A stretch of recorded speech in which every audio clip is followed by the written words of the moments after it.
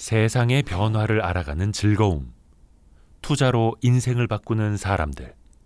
YG 클럽, 지금 고정 댓글을 확인하세요. 천궁 다음으로 핫한 게 지금 현궁 아닙니까? 현궁. 네, 현궁은 이제 3세대 대전차 유도 무기가 되겠고요. 적의 전차, 장갑차 등을 이제 파괴하는 무기 체계가 되겠습니다. 유도탄 발사 허가.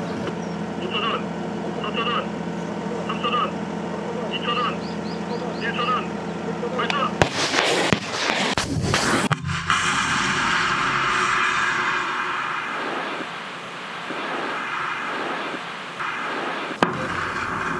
어, 1세대는 유도 방식이 없는 그 대전차 로켓 같은 거라고 보시면 되고요.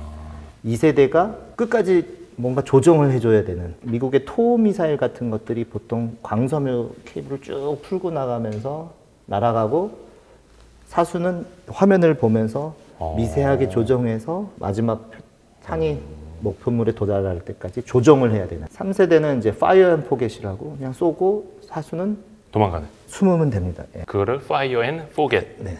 발사 후 망각 방식. 아, 발사 후 망각. 네, 그러니까 그렇죠. 빨리 쏘고 도망간다. 네. 이야, 이게 실물 사이즈. 이게 무슨 소재예요? 보통 이제 파이버 계열의 복합재 소재를 씁니다. 아, 화이바 같은 네네. 복합재. 네네. 그러니까 아까도 말씀하셨습니다만 fire and forget. 맞습니다. 쏘고 나서 그냥 바로 네. 숨는 망각 방식으로 하고 있는데, 이것도 콜드런치가 되는 거죠. 뒤에 이제 사출 모터가 있고요. 네. 아주 작은 그 화약으로 발사관에서 먼저 이 유도탄을 밀어내는. 여기에서 네. 먼저 예, 작은, 나온 다음에 예, 사출 모터가 한번 밀어주고, 그 다음에 이 사출 모터는 떨어져 나가고 이제 메인 모터가 분사되면서, 그래서 사수한테는 그 열 폭풍이 피해가 없는. 없죠. 예. 여기 왜냐하면 네. 사수가 한마디로 어깨에 견착하고 이대로 사격을 하기 때문에 사수한테 열폭풍이 직접적으로 올 수 있거든요. 그다음에 이런 실내 벙커 안에서 쏠 때는 그 실내 벙커 안에 그 폭풍, 그다음에 열 압력이 전달될 수 있기 때문에 숨어서 쏠 때, 그래서 먼저 발사관에서 먼저 사출을 해놓고 그다음 주 로켓이 점화돼서 앞으로 나가는 그런 방식입니다. 그러니까 한 몇십 미터 먼저 날아간 다음에 네. 거기에서 이 추진체에 네. 불을 붙이는. 네. 그리고 또 이제 유도해서 나가고. 네.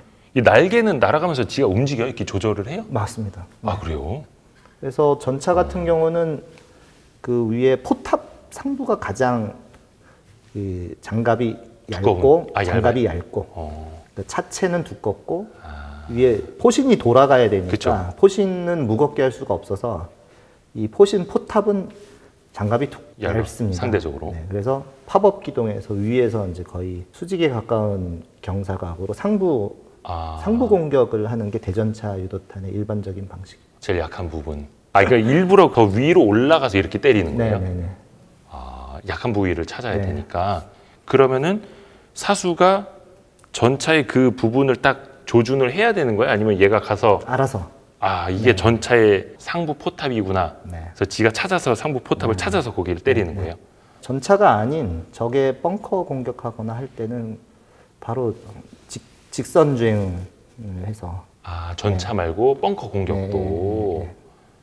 그렇구나. 이거를 그러면은 이 발사체까지 다 끼워가지고 세트로 네. 나가는 거죠. 그럼 얘는 계속 쓰는 거고. 아니요. 요 발사기 조준기라고 하는 요 발사기 조준기는 네. 별도로 들고 다니고요. 발사관만 한 발당 하나씩. 요 발사관 안에 들은 거 한 세트. 이게 세트예요? 네, 세트입니다. 왜냐면 유도탄을 요런 상태로는 야전에서 굴리고 다닐 수가 없고. 이게 패키지구나. 예, 이 앞에 이런 이 스티로폼 같은 것들이 보호를 해주고. 유도탄을 야전에서 병사들이 메고 다니다가 손잡이가 있구나. 네. 뭐 총탄이 날아오거나 그러면 막 포복도 해야 되고 막 집어 던지고 일단 숨어야 되고 막. 근데 이런 유도탄들이 야전에서 막 야전 취급할 때 보호하기 위해서 이 발사관하고 전후방 덮개 이 스티로폼으로 유도탄을 보호하고요. 그리고 이제 발사할 때는 여기 장착하고 덮개 풀고 쏘고, 그다음에 이 유도탄은 얘는 빼고 다시 다른 거 결합시켜서 쏘고. 이게 하나의 탄 하나라고 보면 되겠구나. 이걸 제가 들어볼 수가 있나요? 네, 들을 수 들어봐도 있죠. 되나요? 네. 어차피 탄은 없는 거니까. 손잡이 여기 어디를 잡으시고, 잡는 거예요? 손잡이 잡으시고. 오, 여기. 이쪽도. 아, 이렇게. 그래서 이걸 어깨 네 이렇게 되는 겁니다. 그리고 여기 조준경으로 이제 보게 되죠. 조심하세요. 이렇게 해서. 네. 저는 근데 좀 궁금한 게 아까 천궁도 그렇고 미사일 발사체 그 유통기한이라는 뭐 사용기한 같은 거 있지 않나요? 탄도 다? 네, 있습니다. 보통 고무 계열이 오래 두면 삭죠. 삭잖아요. 예. 네. 보통 이 안에 들어있는 이제 추진제들이 그런 고무 계열이 섞여 있다고 보시면 됩니다. 네. 왜냐면 순수 화약으로만 채우면 이거 자체가 그냥 불이 붙는 순간 터져버릴 수 있고요.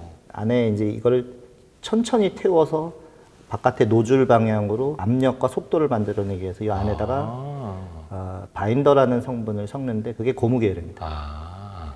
근데 이제 고무 계열들이 그래서 시간이 지나면 아무리 직사광선에 노출을 안 한다 하더라도 기온의 변화, 그다음에 습도의 변화에 따라서 합성 수지 같은 게 들어가니까 네.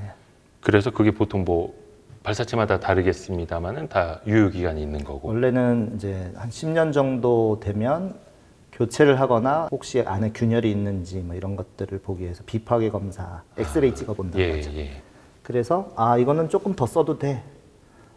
이제 이런 일들을 하는 게 이제 창정비라고 하죠. 창정비. 네네. 그렇게 도래한 그 수명 검사 주기가 도래한 수명이 도래한 게 아니라 검사 주기가 도래한 탄에 대해서 입고시켜서 검사하고 문제 있는 거는 빼내고 이거는 괜찮아 아직 괜찮아 그러고 다시 야전을 돌려보내고 이런 것들이 창정비고요.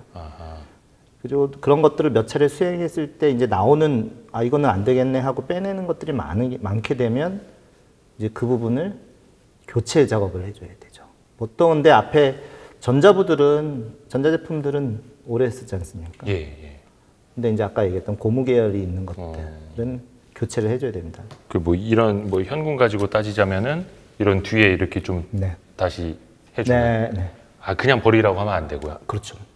비싸서. 네. 한마디로 그 부분 부품만 교체해주는 그런 걸 창정비라고 합니다. 그것도 LIG 넥스원 같은 방산 회사에게는 어떻게 보면은 MRO 그렇죠. 수익이 계속해서 되는 거고. 근데 유효 기간 다 돼가면 그냥 어디에 그냥 발사해버리고 사격 훈련 더 많이 하고 이렇게 그냥 소진해버릴 수도 있는 거잖아요. 돈 많은 나라에선 그렇게 하죠. 근데 이제 해외에서 도입된 탄들이 그런 것들이 유지 정비 활동이 어려워서 그리고 해외 업체들이 보통 처음에 팔 때는 그런 비용들은 빼놓고 팔고 유지 정비 필요할 때는 그 비용이 갑자기 배보다 배꼽이 더 커지는. AS 센터는 하나밖에 없고 막 이런 식으로. 그렇죠. 네. 그래서 외산 장비를 도입할 때는 좋지만 결국은 유지 관리 비용이 더 많이 드는. 그렇습니다. 그래서 이제 국산 업체들이 당연히 하나씩은 있어야 되는 거고.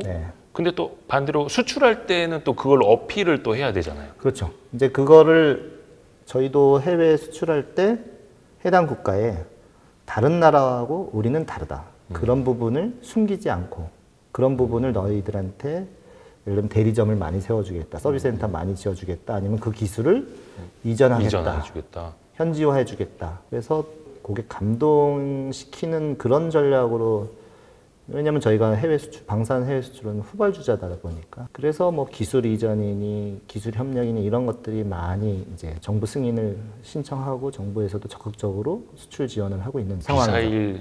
미사일 만드는 회사 와가지고 고객 만족, 고객 서비스라는 얘기를 들을 줄은 상상을 못했네.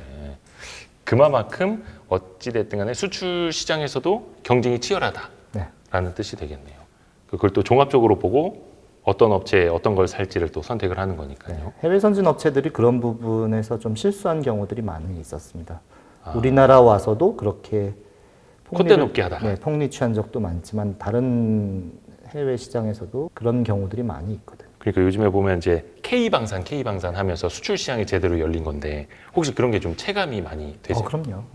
예전에 보니까 우리 본부장님이 거의 한 20몇 년, 30년 가까이 여기 근속하고 계시던데 그 예전에 느끼던 거랑 지금은 어때요? 많이 좀 수준이 다른가요? 일단 해외 업체들이 국내에 들어와서 전시회를 할 때 국내 업체들에 대해서 굉장히 보안을 유지하려고 철저히 하려고 경쟁 업체로 보기 시작했다는 거. 아, 해외 그 글로벌 방산 업체들이 그리고 이제 저희가 해외 이제 전시회를 나가기 시작을 하니까 네, 견제를 받는다라는 건 이제 네. 우리의 수준이 네. 어느 정도 그들과 비슷하거나 근접했다라는 뜻도 될 테니까요.